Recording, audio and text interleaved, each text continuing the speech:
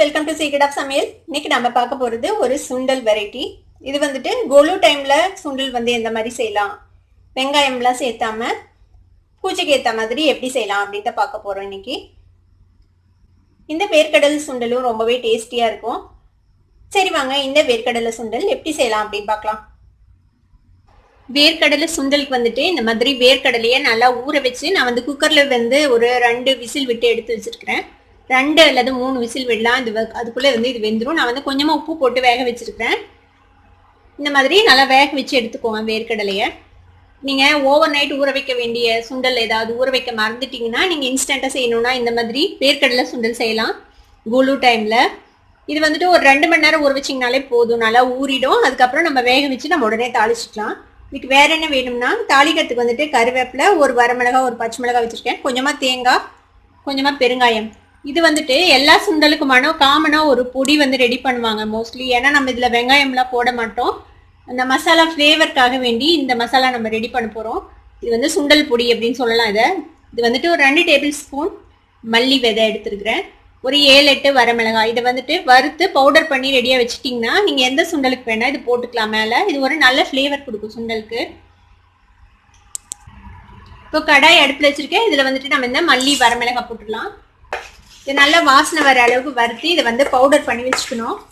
இதை பவுடர் பண்ணி நம்ம ரெடி பண்ணி வச்சுக்கலாம். முதல்லையே எந்த சுண்டலுக்கு வேணாலும் இது போட்டுக்கலாம். சுண்டலுக்கு மட்டும் இல்லை, ஏதாவது பொரியலுக்கு கூட நீங்கள் இதை வந்து மேலே தூவலாம், நல்லா இருக்கும் இந்த பவுடர். வறுபட்டுருச்சு நம்மளோட மல்லியும் வரமிளகாவும். இதை வந்து பொடி பண்ணி வச்சுக்கலாம் மிக்சியில். இப்போ அடுப்பு ஆஃப் பண்ணிட்டேன். இது லேசாக ஆறட்டும். ஆறினதுக்கப்புறம் இதை வந்து மிக்சியில் போட்டு ஒரு கோர்ஸான பவுடராக பொடிச்சு எடுத்துக்கலாம். இப்போ பாருங்க, நம்ம வறுத்ததை இந்த மாதிரி கோர்ஸாக ஒரு பவுடர் பண்ணி வச்சுக்கோங்க. இந்த மாதிரி பவுடர் பண்ணி ரெடி பண்ணி வச்சுக்குவாங்க அவங்க அந்த 9 நாளைக்கும் யூஸ் பண்ணுறதுக்கு. எல்லா சுண்டலுக்கும் இது போட தேவையில்லை, ஒரு சில சுண்டலுக்கு இது போட்டால் ரொம்ப நல்லாயிருக்கும். அந்த மாதிரி போடுறதுக்கு இந்த பவுடர் வந்துட்டு நம்ம எப்போதும் ஹேண்டியாக வச்சுக்கலாம் இந்த மாதிரி ரெடி பண்ணி. இப்போ கடாயில் 1 டீஸ்பூன் அளவுக்கு எண்ணெய் விட்டுருக்கேன். எண்ணெய் ரொம்ப விட தேவையில்லை, கொஞ்சமாக விட்டிங்கன்னா போதும். எண்ணெய் சூடாயிடுச்சு. இதில் கொஞ்சமாக கடுகு, உளுத்தம் பருப்பு போட்டுக்கலாம். இது கூட இந்த கருவேப்பிலை, வரமிளகாய், பச்சை மிளகாய் சேர்த்திக்கோங்க. இது கூடவே கொஞ்சமாக பெருங்காயத்தூள் சேர்த்திக்கலாம். நார்மலாக சுண்டலுக்கு வந்து தேங்காவை கடைசியாக தான் போடுவோம். ஆனால் இந்த கோலு டைமில் செய்கிற சுண்டலுக்கு வந்து தேங்காய் ஓரளவுக்கு முன்னாடியே போட்டு வறுத்துருங்க. எதனாலனா நம்ம ஈவினிங்கே செஞ்சு வச்சுருவோம். அதுக்கப்புறம் நைட் வரைக்கும் நம்ம வந்து ஒவ்வொருத்தருக்கா டிஸ்ட்ரிபியூட் பண்ணுவோம். அப்போ வந்து ஊசி போகாமல் இருக்கும். உங்களுக்கு வந்துட்டு தேங்காய் ஓரளவுக்கு வறுத்துட்டு போட்டோம்னா அதுக்காக தான் நம்ம முதல்ல சேர்த்துறோம் தேங்காய். இப்போ இந்த சுண்டல் சேர்த்திடலாம். இதோட சேர்த்து வறுத்துக்கலாம். இல்லை நம்ம ரெடி பண்ண இந்த சுண்டல் பொடி கொஞ்சமாக சேர்த்திக்கோங்க.